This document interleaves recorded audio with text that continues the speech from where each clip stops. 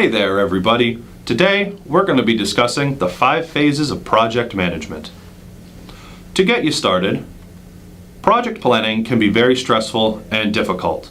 There's many project managers out there who do a wide variety of tasks, ranging from IT to construction to business.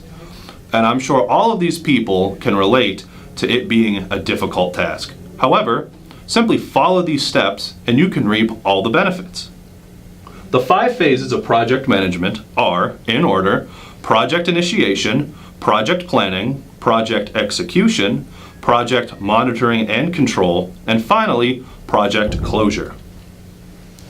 I'd like to introduce the members of our groups.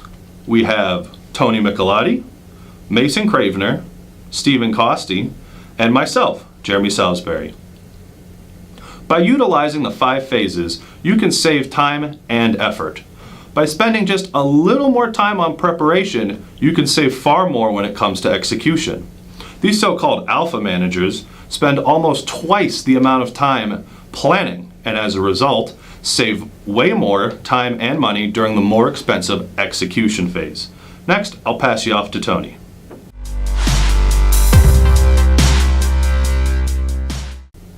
So as Jeremy said, the first phase of project management is project initiation. This is where everybody needs to start. During this process, you need to determine the roles of everyone within the group, and you also need to define a few key things first. First, you need to define the scope of the project, how far in depth you're going to want to go with this project. You also need to define who's in your team, who's in your group, and who's doing what. You need to figure out, obviously, the purpose of the project, because there's no reason for you guys all to get together if there's no purpose. And you also need to figure out the deliverables of the project, what you're going to be turning in at the end.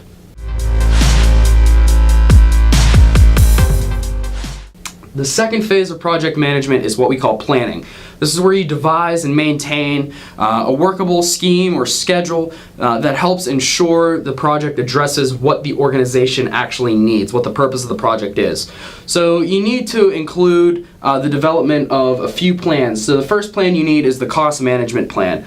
You need to figure out what the cost of the work actually is going to be, figure out what your budget is, things like that. The second thing is your scope management plan. You need to figure out what work needs to be done, how far in depth the organization actually wants you to go. Third, you need to figure out your schedule management plan. Your schedule management plan is basically you and everybody in your team and group get together, figure out what works best for you when you guys can all get together and work collaboratively. The fourth plan you need is the procurement plan. You need to decide what resources are needed to achieve the work, and that kind of goes along with your cost management plan, so you can figure out how much money you need to spend or you can spend on certain things for the project. The third phase of project management, Mason is actually going to talk to you guys about.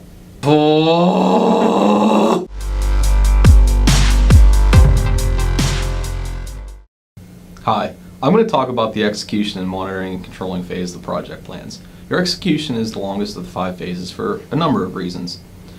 First off this is where all the work is done. Everything that you've planned for, everything that you've set parameters for, this is where that is created. Therefore, it costs the most energy and the most resources out of all the other processes. Between man hours, wages paid, and every other little detail that you're meticulously going to have to work over. Your actions here include collecting and analyzing data, performing generation of data, and developing deliverables, upon many other things.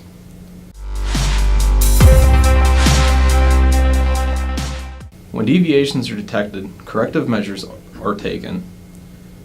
Every small flaw that you come across here has to be quickly controlled, hence the name control. Progress should also mirror the plan you've set into place. So from initiation to your main project outline, it should be done to the T. Your deliverables here include issues and risk logs, change request logs, and status reports. Quality control is the main focus here. You want a smooth, well-polished project, make sure it runs okay. Every little speed bump needs to be taken accounted for. Your risks and costs are also controlled here. So everything that you have accounted for in your budget has to be closely monitored. Your risks also, they should be taken accounted for, just to make sure your project runs good. I'll pass it over to Steve for our outro and closure.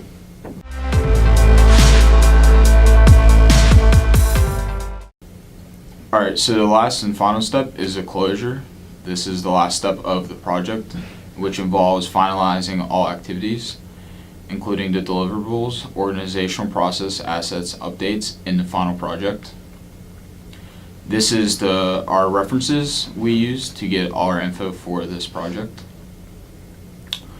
So to recap, we're going to recap the 5 processes for project management, which includes initiation, planning, execution, monitoring, control, and closure.